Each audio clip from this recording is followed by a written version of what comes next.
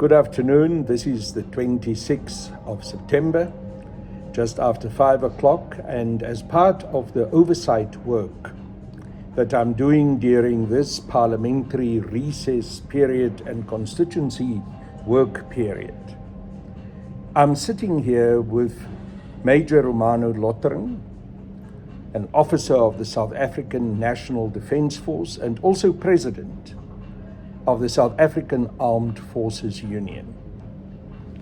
I thought it important to meet with Major Lottering because during the last couple of years he had raised some very serious issues and concerns about the functioning of the South African National Defence Force and specifically what is happening in the army where he is a major.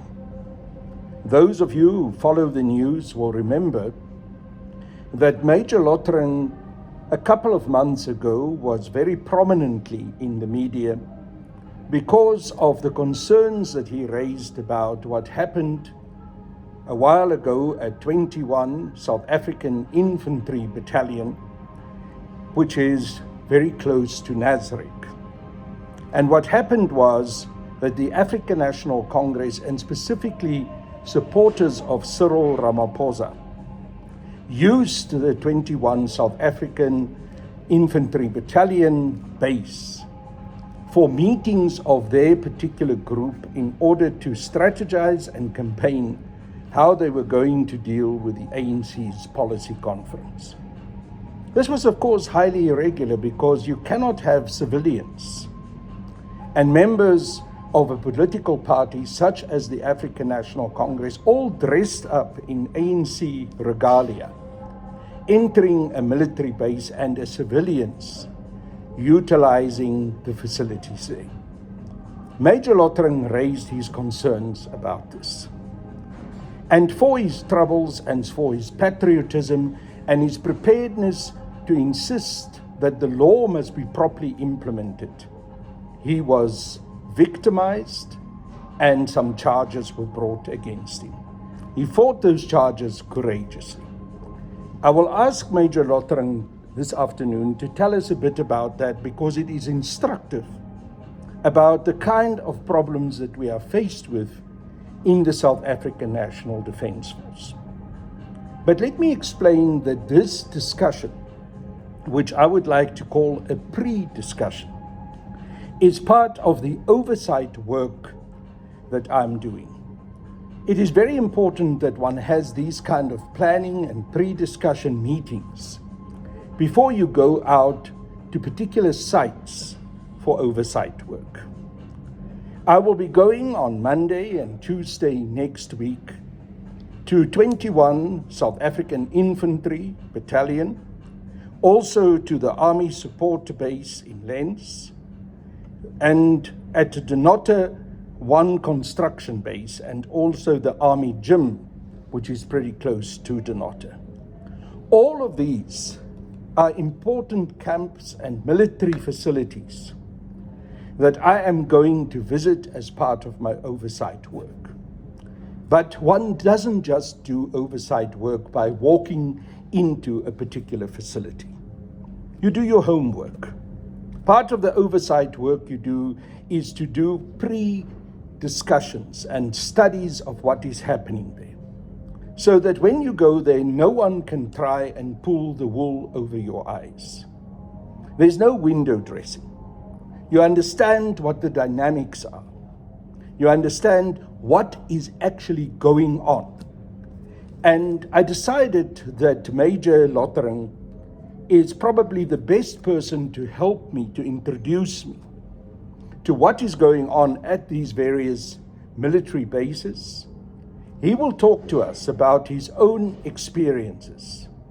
I also have asked him to talk to us about the experiences of rank and file troops in the South African National Defence Force. And also an issue that I've raised several times, the massive gap, the inequality that there is between, on the one hand, the troops of the South African National Defence Force and the top-ranking officers the difference in lifestyle and the way in which corruption had eroded away at the morality and, in fact, the ethics that there has been in various defense forces where your top-ranking officers care for the ordinary soldiers. Someone said to me the other day, sadly within the South African National Defence Force, the more brass people manage to get on their shoulders, the higher the ranking of the officer go, the worse it becomes in terms of their care, in terms of their concern and their empathy for their fellow soldiers. This is indeed a very, very bad situation. I'm asking Major Lottering now to join us, to please come in and talk to us about it. We are here in a restaurant and I see he's showing his hand to the waiters to try and get them not to make too much noise. But this is part of what oversight is all about. You are in a situation where there is a real life and a real environment. So Major Lottering, thanks for being here. I really appreciate your presence. I also have said to you when we started this interview, before we even started recording, that I greatly respect the courage that you've shown and the way in which you've stood up in order to defend what you believe should be the real South African National Defence Force in the service of the people. Can I now please ask you to introduce yourself and to talk about these issues that I've raised with you? Thank you once again, Fighter Niehaus. Afternoon. I am Major Ronaldo Lottering. I'm also the President of South African Armed Forces Union. Just a short biography of myself. For the past 27 years, I've been fighting the maladministration and the corruption within the Defence Force, especially by the top brass in the South African National Defence Force. During that period, I was suspended for about 7 years, and for 4 years I was unlawfully demoted. For more than 2 years I was also dismissed. But because, as I believe that if you destroy the Defence Force, then you destroy the country. So currently the Defence Force is the last hope that we should not allow that it should go the way the ANC is currently mismanaging and misruling the country. Now let me start with the incident of the 22nd of July, the 29th of July 2022, until the 31st of July, during the policy conference of the African National Congress at Nasrec. On that particular morning, I saw some sniffer dogs at the battalion HQ, members of the South African Police Force. They were busy with the sniffer dogs sweeping, and then I inquired from some of the members what is transpiring. But some of them didn't have a clue. I then left though. Then in the afternoon I then came back and I managed to get one of the guards, and he told me, listen here, there's some ANC politicians here having meetings in the battalion HQ, and we've been instructed by the colonel to protect these politicians because they feel more safe here than they are at Nasrec. And I then told some of them, but this is unlawful and it's unethical. We cannot use state resources to advance a certain political agenda. If you read the code of conduct clearly, what is ethical is that as private citizens, we can advance the interests of the political party of our choice. And I've even raised it, what will happen? Will the colonel allow it when the EFF or the DA also request the same privileges? Definitely he's not going to allow it, because he will have to request permission from the top generals, which will not allow him, and he knows it will be irregular. But in this instance, that he have allowed it. But what's most significant regarding this incident, I remember when the Guptas landed at Waterkloof base, there was a massive story regarding that, and the entire country was up in arms, claiming that that was a national key point. Compared to the landing of the Guptas at Waterkloof and this incident, the colonel, without any permission, without the knowledge of the armorer, or even the section head of the armorer, he opened the weapon stores and took out 2 weapons to protect these politicians. And worst of all, weapons got lost after this incident, and 1 weapon was utilized in an armed robbery last year in the Northwest. Now, can we... Have you got any idea, Major Lottering, how it happened that this weapon that was now removed from the armory, illegally so, ended up outside the base and actually now being used in a robbery? That is a question that the colonel should answer, because already from the onset, it was totally wrong for him and immoral to open the weapon store. Even although he was an officer commander, he was supposed either to consult with the section head of the armorer or the armorer to open the weapon store, and he's accountable to them, which in this case did not happen. So that shows that the higher you are, as Fighter Niehaus has said, then the more you're entitled to abuse your power of authority. And that is totally wrong, because that is a danger, because now currently we do not know in how many incidents those weapons were involved outside. So on Monday, Tuesday actually, when we go to 21 South Africa Infantry Battalion, will you take me to where this arms store is? Will you show me the areas where these particular activities were carried out? Because I think it is very important that during the oversight visit, we have a proper understanding of what happens at this particular base, and also whether these kinds of incidents continue to happen there. I will definitely do that, and even I will also introduce you, Fighter Niehaus, to one of the guards who used to protect those politicians during that period.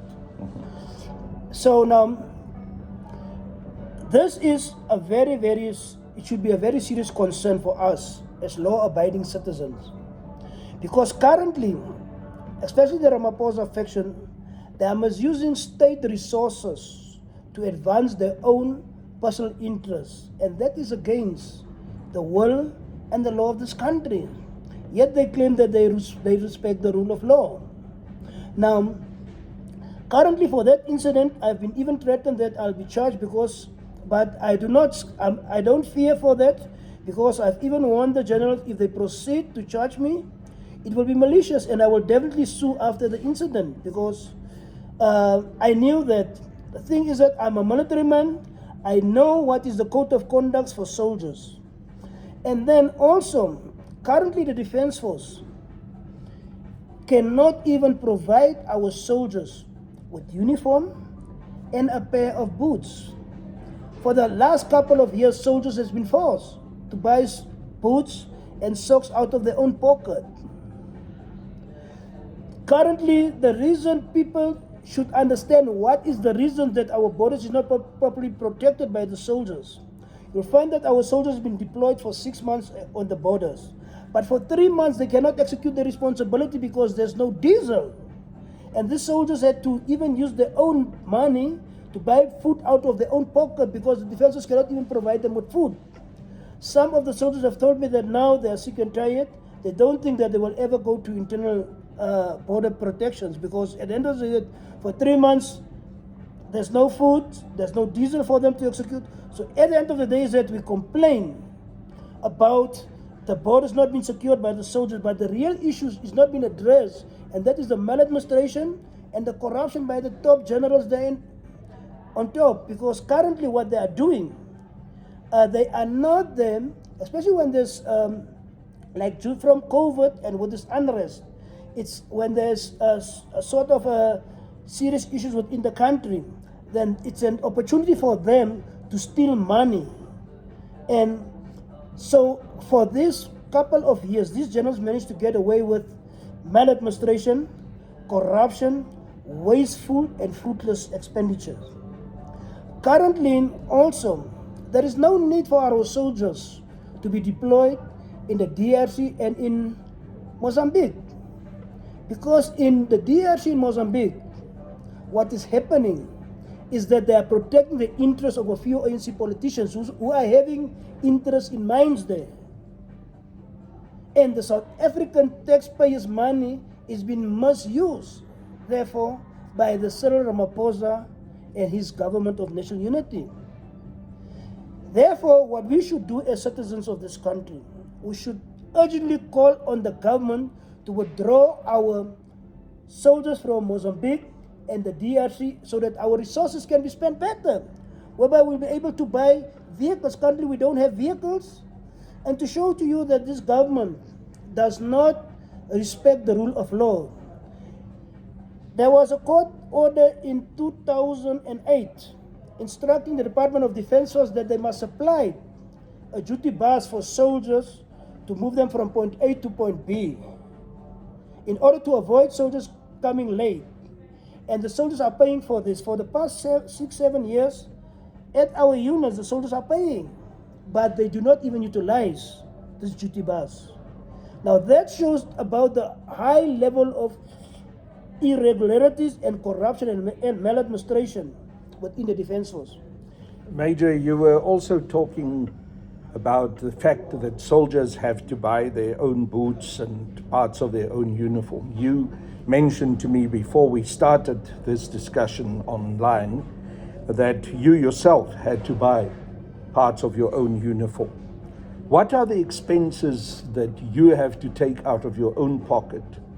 And how does that impact on your salary? What is the basic salary that a troop in the South African National Defence Force receives?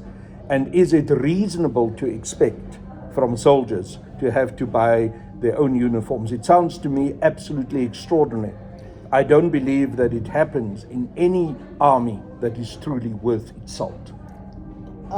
Fighter Niehaus, it is South African National Defence Force is the only defence force throughout the world whereby it's expected from its soldiers to buy their protective clothing, equipment. Because throughout the world, it is the responsibility of defence forces to supply these soldiers with the protective uniform. But because the reason why they cannot provide us here in the Defence Force, it is because of the corruption and the maladministration and the wasteful expenditures within the Defence Force. So the problem is not about the budget cuts as been claimed, but it's solely because of maladministration and corruption. I'll give you an example. For instance, in my latest case, last year they said they're going to defend because from the onset, to show to you that it doesn't respect the rule of law. Even with the 6th administration, Ramaphosa make it clear to the government departments, if you don't have a case, do not defend. So last year, they have filed the intention to defend. But when they to file the intention to defend, they could not defend because from the onset, they knew that they didn't have any answers. Because all of the actions was of maladministration because they have tried to victimize me, to try and silence me, not to talk about this corruption. Currently, our union is also in litigations with them because according to the law, we are allowed to have access to the units to recruit members.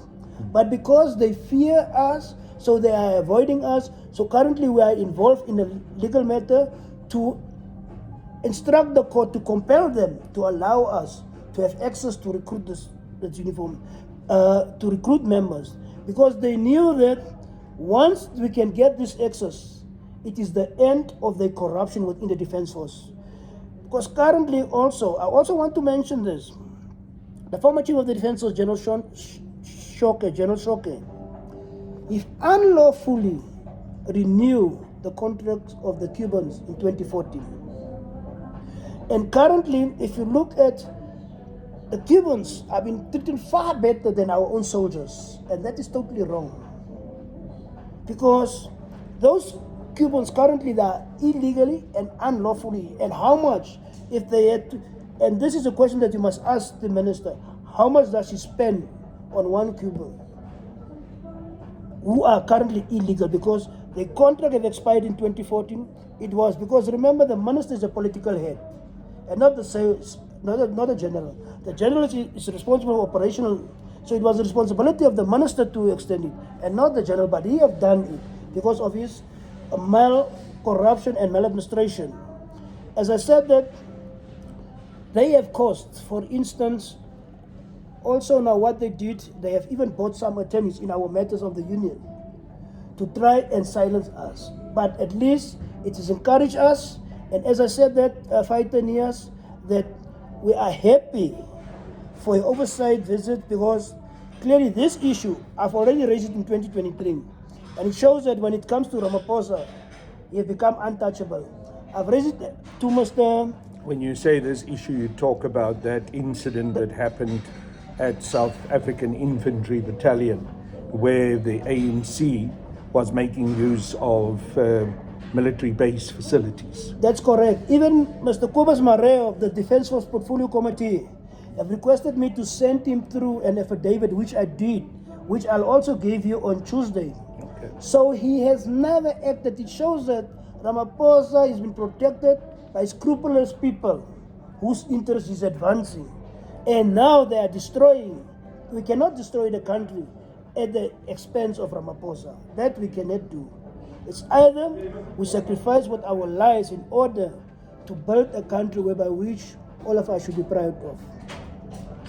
Can you perhaps also tell us a bit more about the conduct of the top brass, of the top officers of the SANDF and all the various armed forces, the Army, the Air Force, the Navy, and also the medical services of the SANDF? I recently heard a terrible story of some of these officers during the time that there was load shedding, actually removing the generators at military bases and taking them to their luxury homes in upmarket suburbia and allowing those generators to keep their houses running with electricity while the military base ended up without electricity. The last week we had an article that was published by Rapport and also by City Press that the head of the South African Air Force, although they claim that they don't have money to keep the planes in the air, that they don't have money to do the necessary repairs for the Gripens and some of the sophisticated armory that was bought in the arms procurement package in 2009, this man then decided to buy himself 2 Q7s as the official vehicles, spending a huge amount of money, while at the same time they come to us in the Portfolio Committee for Defence and Military Veterans and tell the whole world that the South African National Defence Force is without resources, but there is money for such luxuries. If you can address some of those issues, because I believe they're at the core of the problem that we are faced with in the South African National Defence Force. Fighter Niehaus, as I've already alluded to, that the problem is not about budget constraint, but it's about maladministration and wasteful expenditure. What these journalists did, you're 100% correct. You'll find that they will use resources from the Defence Force to bought for themselves generators at the houses to protect them using state resources, and whereby a military base, which is a national key point, is being allowed to stay in the darkness. I remember also at one stage there was no water in the Defence Force. By then, Sari Shoke was still the Chief of Defence Force. But these army trucks was allowed, these water bunkers, we normally call it water bunkers in the Defence Force, was allowed, excuse me, to take water to Shoke's house in Olifantsfontein, using now once again, misusing of state resources for own personal gains, whereby at the military bases there was no water. So that shows that these top guys, these generals, they normally use state resources for their own interests at the expense of the money that is supposed to serve the interests of the South African taxpayers. So if we can, and also another issue is that this unlawful appointment, remember the law says that if you are 60 years and you are a uniform member, you go on pension. Now they find, remember, the only thing is that if then you had to join the reserve force, But the only time they'll call you up as a reserve force member if they need your skill. Now remember, these guys are already involved in mismanaging the defense force. Yet when they arrive then they decide, no, I'm going to extend my contract for the next 5 years. Whereby they've not contributed anything. I'll give you an example about the current chief of the National Defense Force. In 2016, he was the chief of the South African Infantry Formation. It's during that period. Now, let's say infantry, all the infantry units throughout the country consist of about 20 to 30,000 members. During that period, it's the time that the infantry formations went down the drain because there was no food in the units. Even living members were given special leave to go and stay at home. Because there was no uniform, food, and yet they were paying every month. And I think some of them pay more than 1,000 rand a month. I'll just confirm with you. There was no diesel, there was no petrol. Now this same man, if he could not address the issue of these 20 to 30,000 members, now here we extend him. We said, okay, when he's supposed to go on pension, we appoint him as the chief of the National Defense Force, whereby now he's having more responsibility. If he could not address the issue of these 20, how is he going to address the problems of 70,000 people? So it's not so clearly that these guys, they are only out there to loot the state coffers. They are not there to serve. They doesn't have a understanding what it means that if you are a reserve force member, it's the only time that you'll be called up if when you need your skill, and there's no. But with them is that you scratch my back, they extend the contracts unnecessarily. But they doesn't expect that from a troop on the ground also to extend this contract. But do you want to talk to me a little bit about what the impact of this is on the morale of the troops? You know, I watched a documentary a while ago of some of our SANDF soldiers on the border, on border patrol, and there was some terrible footage of corruption, of people receiving not even big bribes, 50 rand, 100 rands, allowing people to cross the border. What do you say about those situations? And what do you say also about a situation where someone takes a bribe of 100 rands? Surely it doesn't just tell you about corruption, it also tells you about a terrible level of desperation that there are amongst the troops of our army. Yes, let me make it clear, Fighter Niehaus. I do not condone what the troops do on the border. No, no one can condone that. But and the question I'm asking is not about condemnation, but understanding the consequences especially of the conduct of the senior officers. But because, that's why I said we're not condoning what they're doing. Absolutely, correct. But they see the examples there on top because these guys get away with crime and nothing happened to them. So that's why you find that the ordinary civil servants also there because they see that these prominent politicians of the ANC get away with murder and they doesn't care about the welfare. Now the moment if these generals could start to think and care about the welfare of the soldiers on the ground, then there's no need for those soldiers to steal money. As I said that, the same soldiers that you deploy there on the borders, they went there voluntarily with the intention to defend and make some extra money. Yet now you expect them, because you cannot provide for them food, then they must use that same money, allowances that you gave them, to buy their own food. Then they must buy their own diesel. So that is how. So these top brass there on top, they are busy corrupting those soldiers. So we must deal with these corrupt elements there on the top.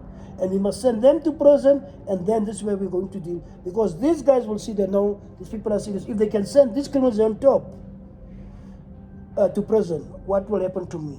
So all along, these generals, they used to get for all these years away impunity when it comes to corruption, maladministration, and fraud within the defense force. So what you say is that the fish rots from the head. Correct.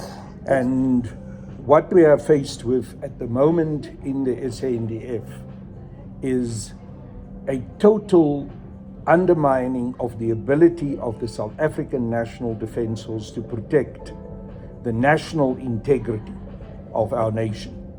But it is also an inability to be able to carry out operations outside the country. We've spoken about what happens in Mozambique and in the Democratic Republic of the Congo. South African National Defence Force troops are deployed there, ostensibly for peacekeeping. But there's no proper supply lines. They do not get the necessary support. The accommodation under which they live is terrible.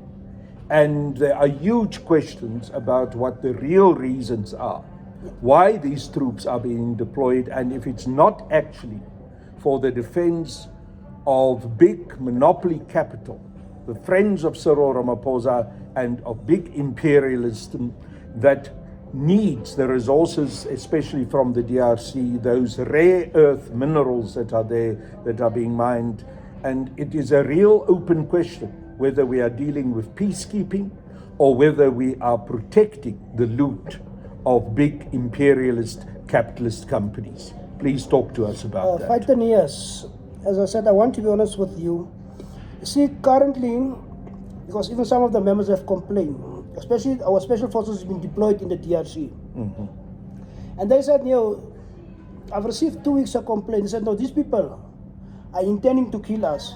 Because when we are being attacked by the rebels, they doesn't give us the support with the air support, etc. And these rebels to have more powerful weapons than our soldiers. Because, but as I said, I've been told that the M23 rebels, they use drones, they use mortars that are carefully controlled by those drones, and they can pinpoint the targets that they are hitting. And our soldiers are literally sitting ducks without air protection and without the necessary obvious sophisticated weapons that are required in order to counter such an attack. Am I correct in that assessment? You are not 100%, you're 1,000% correct, Fighter Niehaus. That's why I said that. Now imagine M23 rebels. They are a guerrilla movement, but they are better equipped than a conventional army. Now, does that not tell you it's not about the national interest, but it's about the interest of a few political connected individuals whose interests, and currently Ramaphosa and his GNU they must be honest with the South African taxpayers. Tell them what is our soldiers doing there except being killed by M23 rebels. It is because, I remember like now here in our unit at 2-1, some of the guys, they came to me, they said, no, Commander, they want us to go. I said, no, you don't go there. You are not going to fight the battle of Ramaphosa and his criminals. Because we have not lost anything then. There is 2 billion rand to defend their interests from South African taxpayers' money. But there's not even 500 million rand to buy you proper uniform, vehicles to execute your responsibility inside the country, protect the same people who are paying taxes to ensure that they have been secured by this government of national unity. They are not being protected because their money has been used to advance the interests of Ramaphosa and a few of his friends in Mozambique and in DRC. So therefore, what we are saying is that we need to be firm as South African taxpayers to say that our soldiers should be recalled.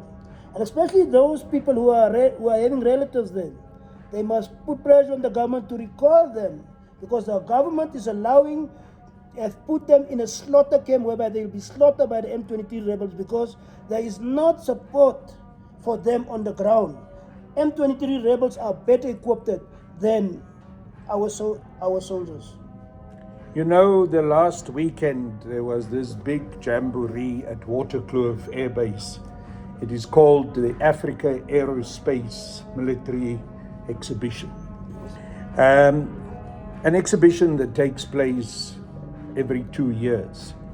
And I was really flabbergasted by the fact that while our South African National Defence Force, and specifically in this instance when we talk about the Air Force, apparently doesn't have any well-maintained equipment, and most of our equipment have now also gone out of date.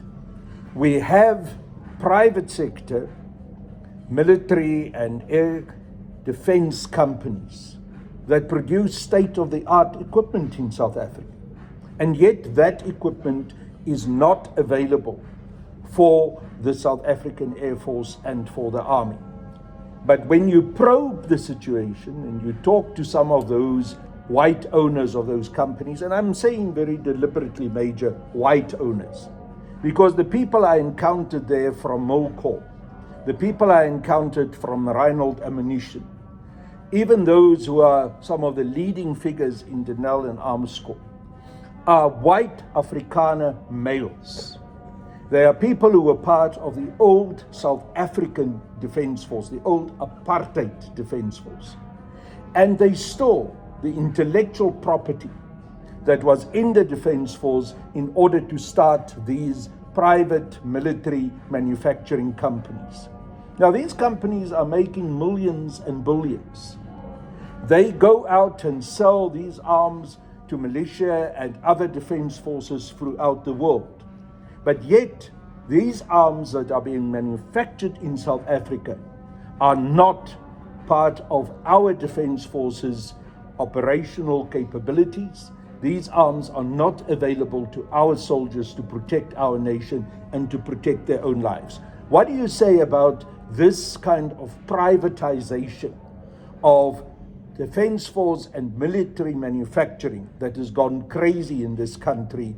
And while we have an arms manufacturing industry that many in the world envy, our own South African National Defence Force doesn't benefit from this arms industry. Once again, Fighter Niehaus, you see, this issue of we need to be honest. You see, sometimes to speak the truth. In 1994, when we inherited this defense force, it was stable, there was enough uniform, we had functional equipment, etc. We need to be honest with the truth. We must not lie. Now, currently, the reason why, now this is the difference, because currently, there's a difference between an ordinary thief and a political thief. Because this political thief, an ordinary thief will hurt an individual, but a political thief destroy the future of a country. And this is the political thief that is currently busy destroying our country. Because to them, it's not about the interests of the country.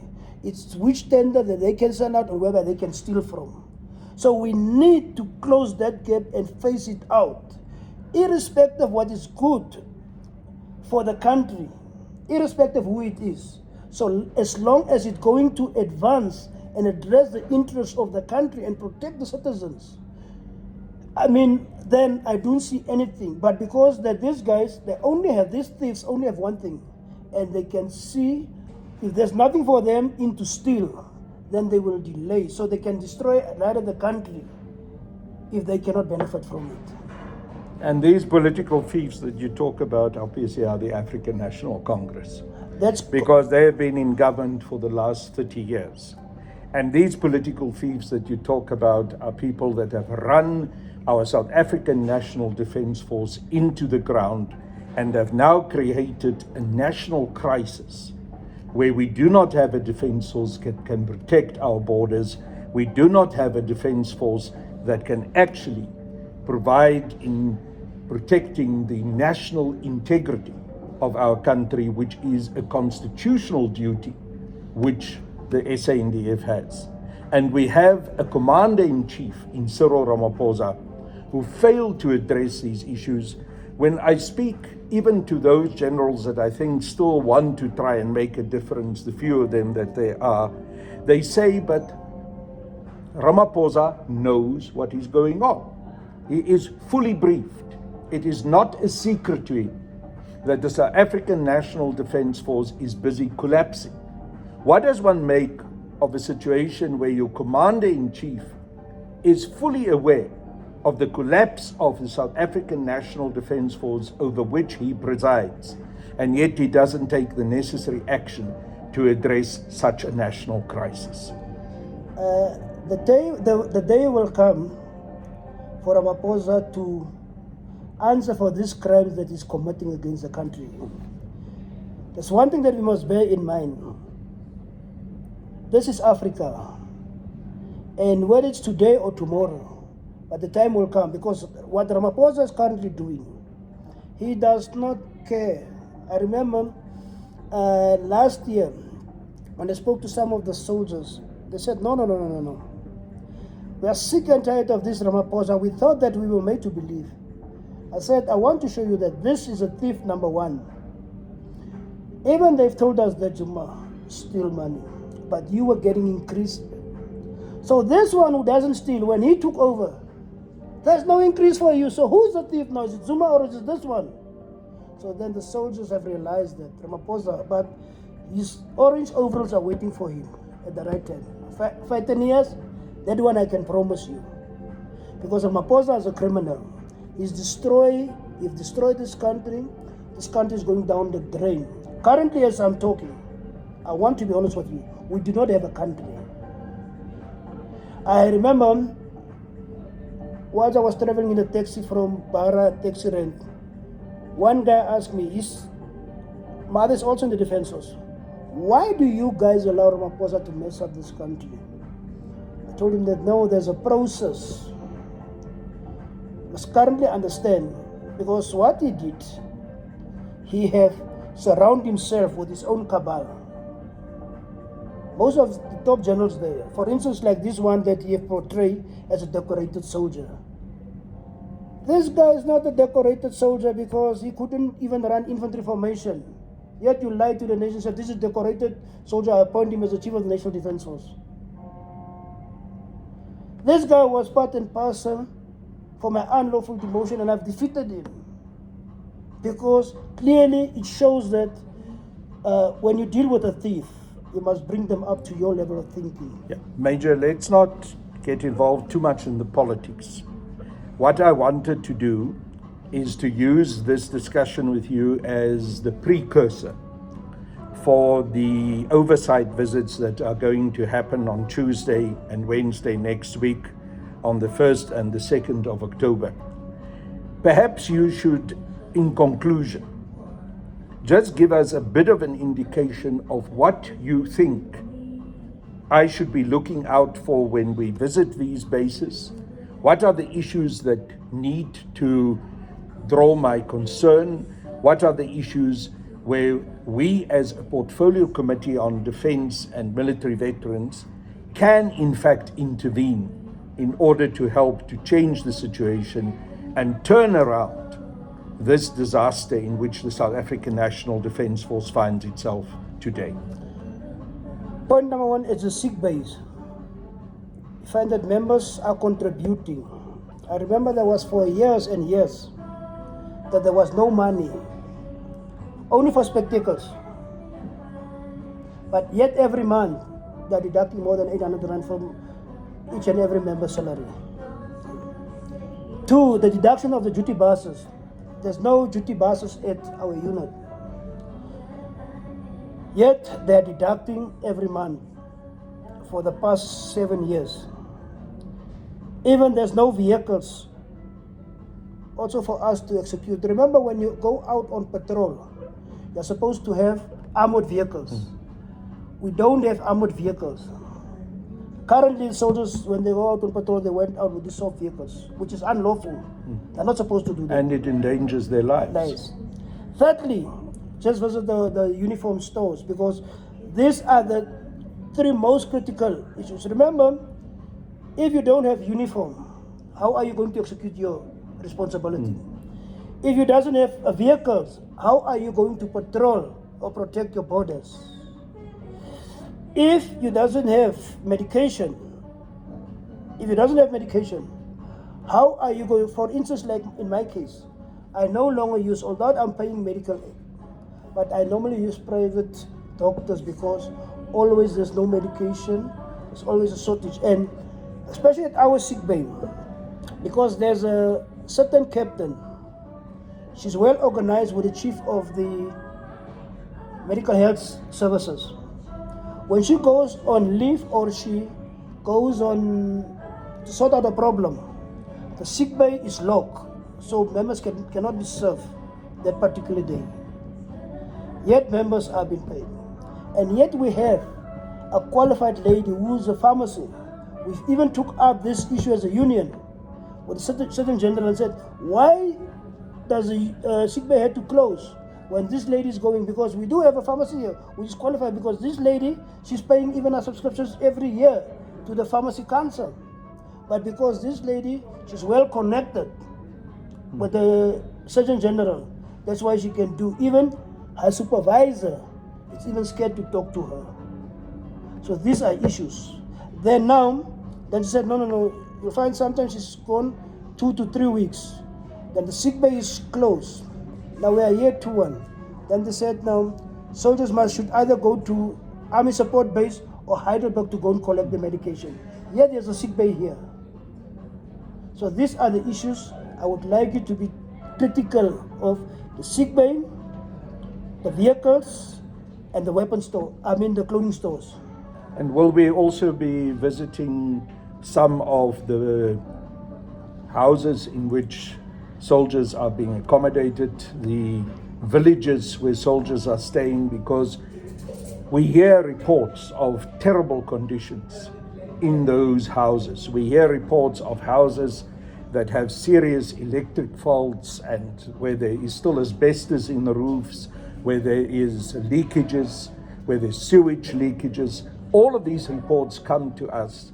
And once again, one is confronted with this reality that the top brass of the SANDF are living in very expensive upmarket suburbs like Waterkloof, while the soldiers are living in these dilapidated houses.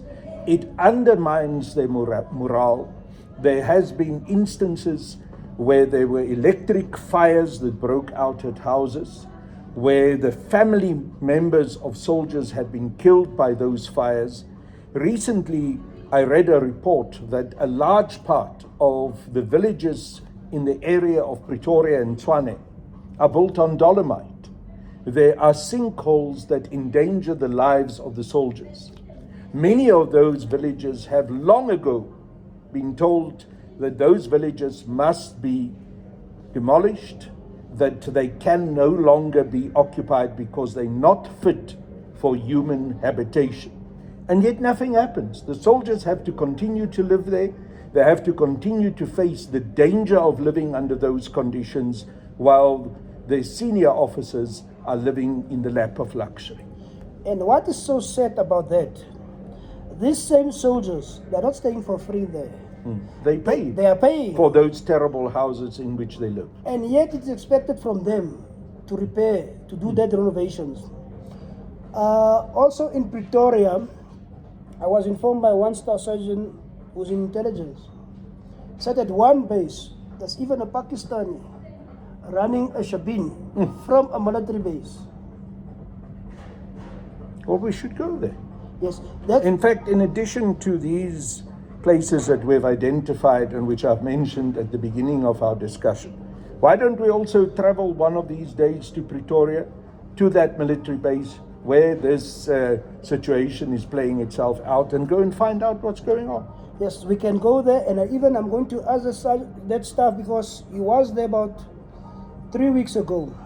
He said this is the issue, and he said, hey, these guys have messed up.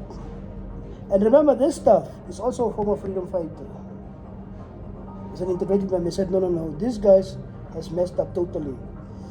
Even Tabatswana, which has been known as the old food tracker. I remember there's one colonel, she told me, she said, you know what, I used to stay here, but the tears rolled down out of my ears when I passed here, because this was not the same Tabatswana, this is not the same food tracker that I used to stay in. It shows that how these guys have destroyed the multi-bases. Major, I want to thank you for this discussion.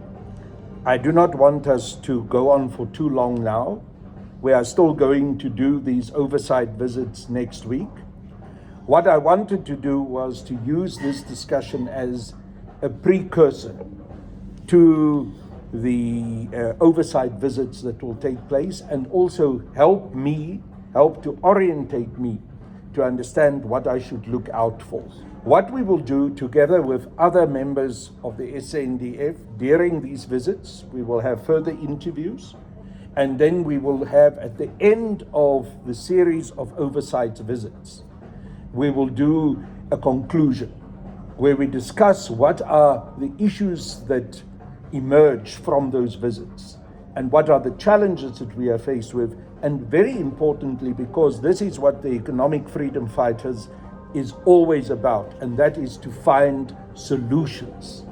So we will talk at the end of the visit what can be done, how to address these issues, how can we change the lives of our troops, and how we can again begin to instill integrity and pride amongst our soldiers so that they will not feel that they need to get involved in corruption, that they will not be morally despondent, but that they will be proud to be able to serve our country and protect our people. I thank you very much for this discussion and that you came all the way here to meet with me today. And I'm very happy that you will be one of those members of the South African National Defence Force that will help and guide me during the oversight visits that will be happening next week. Thank you so much. Thank you, Fighter Niehaus. And once again, it was a pleasure from my side to meet you. And I think that at the end of the day, that we are still going to work a long way together, because it's only us that can solve the problems of the soldiers on the ground and nobody else. Thank you very much.